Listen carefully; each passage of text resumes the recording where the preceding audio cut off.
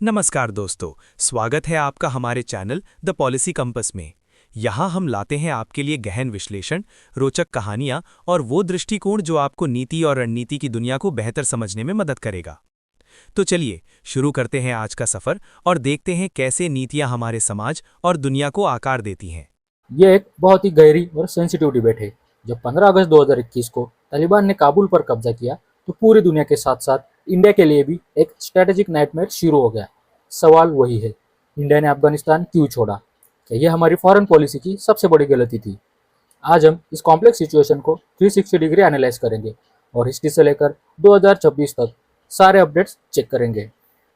2021 की वो तस्वीरें कोई नहीं भूल सकता, जब अमेरिकन प्लेन्स काबुल एयरपोर्ट से उड़ान भर रहे थे और लोग उनसे लिपटे हुए थे। इंडिया ने भी रातों रात अपने डिप्लोमेट्स को इवैक्यूएट किया और एम्बेसी बंद कर दी। पर क्यों? क्योंकि इंडिया ने पिछले 20 सालों में 3 बिलियन इन्वेस्ट किए थे इस्लामिक रिपब्लिक ऑफ अफगानिस्तान यानी कि अशरफ गनी की सरकार में, जो कुछ ही दिनों में ताश के पत्तों की तरह ढह गया। इंडिया के पास दो रास्ते थे, या तो वहाँ रुककर तालिबान, जिसे हम उस वक्त टेररिस्ट ग्रुप मानते थे, उनसे बात करें, या सब छोड़कर वापस आ जाए। इंडिया ने सुरक्षा चुनी और वहाँ से निकल गया। ह्यूज इन्वेस्टमेंट्स, क्या सब मिट्टी में मिल गया? इंडिया ने अफगानिस्तान में सिर्फ पैसा नहीं बल्कि इमोशंस और गुडविल भी इन्वेस्ट किया था। Salma dam, India Afghanistan friendship dam, Herat में बना ये डैम बिजली और पानी का बड़ा सोर्स है। दिलाराम हाईवे, 218 किलोमीटर लंबी रोड जो हमें चाबार पोर्ट से कनेक्टिविटी देती है। पार्लियामेंट बिल्डिंग, काबुल में बनी नई पार्लियामेंट बिल्डिंग इंडिया का गिफ्ट था। शाहतूत डैम, काबुल के लोगों को पीने का पानी देने के लिए यह प्रोजेक्ट लाइनअप था। जब तालिबान आया तो लगा कि ये सब इन्वेस्टमेंट वेस्ट हो गई, लेकिन रियल पॉलिटिक्स थोड़ी अलग थी। Was it a strategic mistake? Criticism ये होता है कि इंडिया ने वेट एंड वॉच पॉलिसी अपनाई, जबकि पाकिस्तान, चाइना और रशिया ने तालिबान से पहले ही बैक चैनल टॉक्स शुरू कर दी थी। लॉस ऑफ इन्फ्लुएंस, हमारे हटते ही पाकिस्तान का इन्फ्लुएंस बढ़ गया। टेररिज्म रिस्क, जैसे मोहम्मद और लश्कर तोयबा जैसे ग्रुप्स को अफगानिस्तान में सेफ हेवन मिलने का डर बढ़ गया। एब्रप्ट एग्जिट, कुछ एक्सपर्ट्स कहते हैं कि अगर इंडिया वहां रुक जाता तो शायद हम सिचुएशन को बेटर मैनेज कर सकते थे। 2022 से लेकर 2026 तक किस तरह से सिचुएशन बदली है, अब देखते हैं उसके तरफ। इंडिया ने अपनी गलती रियलाइज की या फिर सिचुएशन को भापा? 2022 से इंडिया ने टेक्निकल मिशन के नाम पर काबुल में दोबारा एंट्री मारी। 2022 technical mission, diplomatic presence restored for humanitarian aids. 2024 में official meetings, high level talks between Indian diplomats and Taliban ministers. 2025 first ministerial call, EAM यानी कि भारत के विदेश मंत्री S Jaishankar talks to Amir Khan Muttaqi.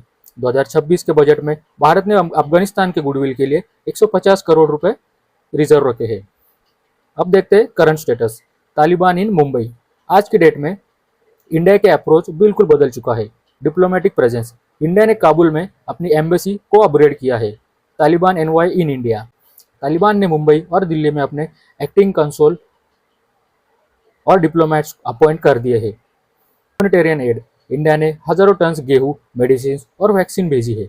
Y Taliban needs India and vice versa. अब तालिबान के perspective से देखते हैं, वो पाकिस्तान पर अपनी डिपेंडेंसी कम करना चाहता है। इंडिया के बड़ा मार्केट और डेवलपमेंट पार्टनर है। अब इंडिया का पर्सपेक्टिव देखते हैं। हम नहीं चाहते कि अफगानिस्तान पूरी तरह पाकिस्तान या चाइना की गोद में बैठ जाए। हमें अपने इन्वेस्टमेंट बचाने हैं और कश्मीर के टेररिज्म रोकने के लिए वहाँ आइज एंड ईयर्स जरूरी है। गलती या मजबूरी, क्या इंडिया ने अफगानिस्तान छोड़कर गलती की? शॉर्ट टर्म में हाँ, हमारा इन्फ्लुएंस जीरो हो गया था, लेकिन लॉन्ग टर्म में इंडिया ने स्ट्रेटेजिक पेशेंस दिखाई।